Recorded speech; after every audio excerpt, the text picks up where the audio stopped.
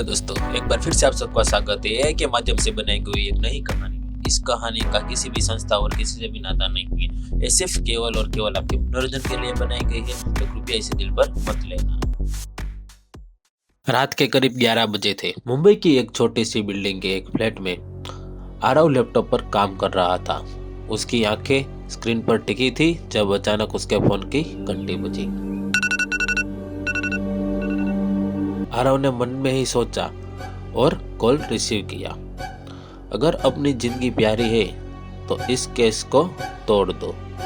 एक अजीब सी आवाज फोन के दूसरी तरफ से आई। आरव ने एक पल के लिए सोचा कि कोई मजाक कर रहा है, पर फिर उसका दिल तेज धड़कने लगा। ये किसी रैंडम कॉल जैसा नहीं था। आरव एक जर्नलिस्ट था और अभी एक high profile corruption case investigation कर रहा था।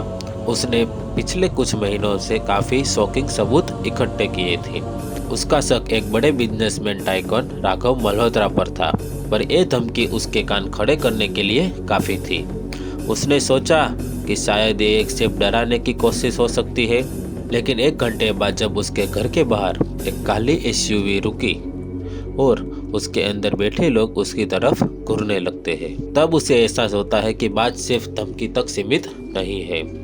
अगले दिन आरव अपने दोस्त और पुलिस इन्फॉर्मर समीर से मिलने जाता है। भाई, तू जो केस इन्वेस्टिगेशन कर रहा है वो सिंपल नहीं है, समीर ने धीरे से कहा।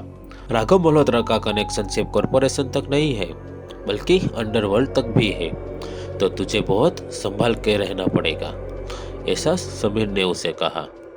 आरव अब समझ चुका था कि यह सिर्फ एक स्कैम नहीं बल्कि एक बड़ा नेक्सस था, लेकिन सच का सामना करने का जुनून उसके अंदर ज्यादा था। अगले दिन न्यूज आती है कि आरव के एक सोर्स की लाश रेलवे ट्रैक पर मिली।